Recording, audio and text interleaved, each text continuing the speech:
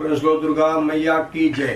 क्रमांक नंबर 2, वृक राशि फिर प्रकाश। वृक माने होता बैल। वृक राशि से बैजनाथ धाम भगवान शिव की स्थापना। मैंने पहले बोला ना कि 12 राशि से 12 ज्योतिर्लिंगों का निर्माण हुआ है। वृक राशि में जन्म लेने वाला जातक भाग्यशाली, चाहे अपने माँ का दूसरा हो, चाहे तीसरा हो, चौथा, किसी भी क्रमांक का हो, भाग्य में सबसे वरिष्ठ होता है, हंसमुख होता है। वृक राशि वाला व्यक्ति ठंडी गर्मी बर्दाश्त सब कुछ कर लेता है।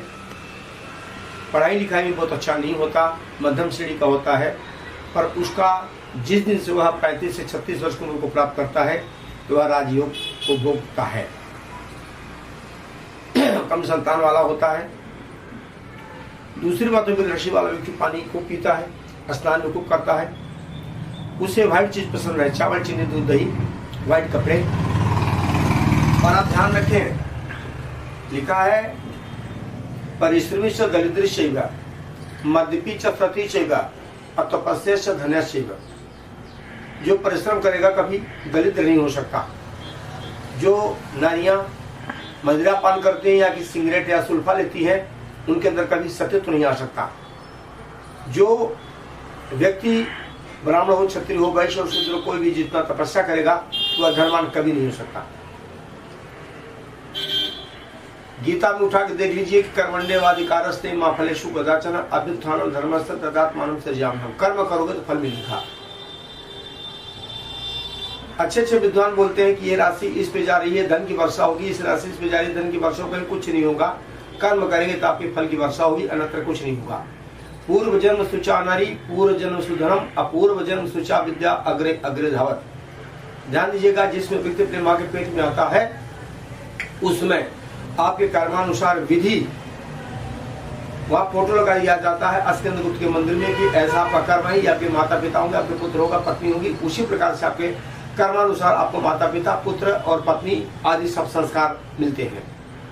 कर्म करोगे, पूर्व जन्म सुचा नारी, नारी जन्म के पहले आपको प्राप्त होती है। क्या कैसी होगी? धन और विद्या, अब तीन ही चीजें पूरे जीवन का निर्माण होता है। धन से कहा गया है यत्र नारी से सृष्टि का, धन से धर्म का, और ज्ञान से अज्ञाता अज्ञात का। जैसे हाथ में आग छूंगे जल जाएगा, अगर कोई कोयला छूंगे तो लगा देगा। वृक राशि का मतलब होता है कि वह खुश रहना, अहंकारी होता है कभी कभी, ठीक है। अगर उसकी हमेशा अस्तुति की जाए तो खुश रहेगा, अगर थोड़ा भी सत्य बोल दिया जाए उसके सामने तो वो रुष्ट हो जाता है। जीवन पर्यंत सुख को भोग करता है और सुखी रहता है। सबसे विवेचना की बात यह है कि कर्म करेंगे बाबूजी लोग तो फल की प्राप्ति है, अन्यत्र कुछ नहीं है। कहा गया वृक राशि का चंद्रमा अगर उच्च का है तो वह ठीक है, नहीं तो उसके दांत भी बड़ी जल्दी कमजोर हो जाते हैं, नेत्र भी बड़ी जल्दी कमजोर हो जाते हैं। वृक राशि में जन्म लेने वाला व्यक्ति अपने जीवन में ओपर धारण करें, मूंगा धारण करें और पन्ना धारण करें। हम एक बात आज बोलेंगे, हर व्यक्ति इस मुद्रा पे बैठता तो कहता है मुझे शांति मिलेगी। शांति की मुद्रा तो वही है, पर आप ध्यान रखिएगा कि यह ब्रह्म है, यह अंगूठा, इस पे कभी कोई अंगूठी नहीं पड़नी चाहिए। जो अंगूठी पहन लिया वो बंद हो गया, उसका विवेक, बोलना चलना, उठना बैठना धीरे धीरे शिथिल हो जाएगा, वो क्रोधी हो जाएगा। ये बृहस्पति की फिंगर, इसमें पुखराज पढ़ना चाहिए, पर हम इसमें पुखराज प्लस ओपन दोनों पढ़ाते हैं, क्योंकि बृहस्पति और शुक्राचार्य दोनों सगे भाई हैं। जब युद्ध हुआ था, मैं देवताओं ने वैकेंसी डाली, बृहस्पति पास हो गए, शुक्राचार्य फेल हो गए, तो दैतिक गुरु बन गए। यहाँ पर व्यक्ति को नीलम और गोमेद पढ़ना चाहिए, पर तो मैं यहाँ पर पढ़ाता हूँ मूंगा। ये क्यों पंडित जी मूंगा पढ़ाते, इसलिए पढ़ाता हूँ कि शनि राहु केतु की फिंगर है। मूंगा माने हनुमान जी हो गया, मूंगा माने लकड़ी हो गई।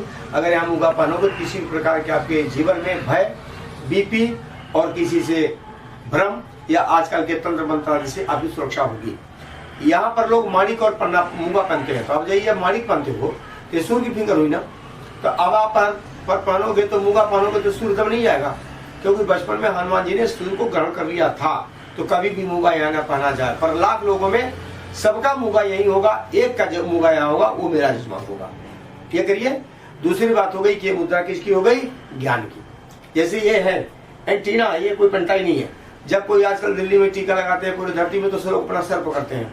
लोग कहते हैं ना कि सर भी पकड़े, कोई दिक्कत है क्या? सर नहीं पड़ना चाहिए, अंगूठे से बर्फ का मेल करना चाहिए।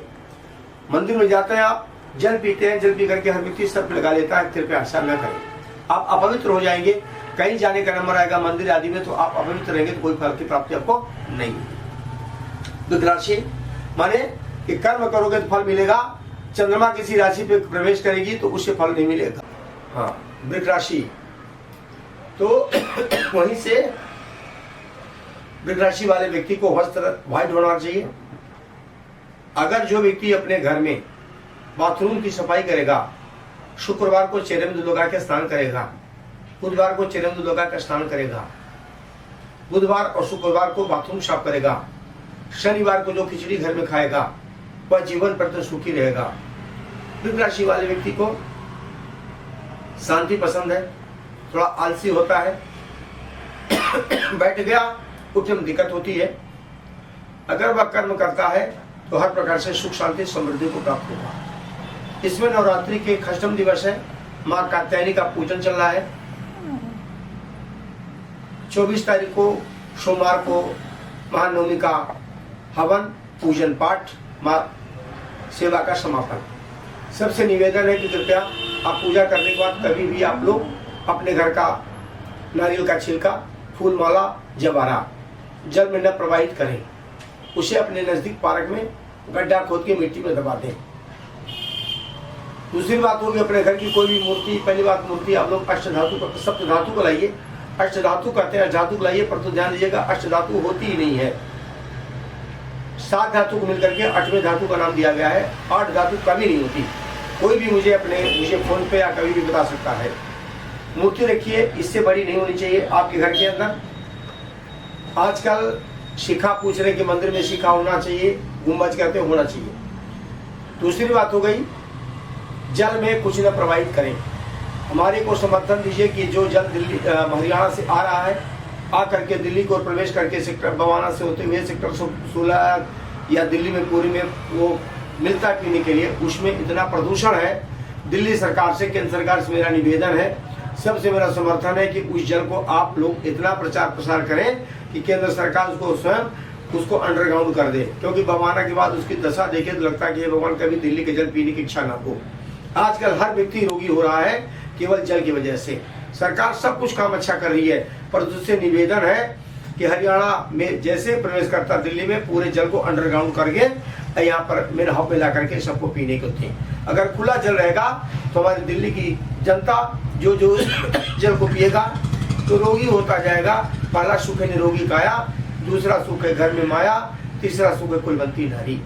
तो इस धरती में दिल्ली के अंदर सबसे अगर कोई प्रदूषित है तो जल।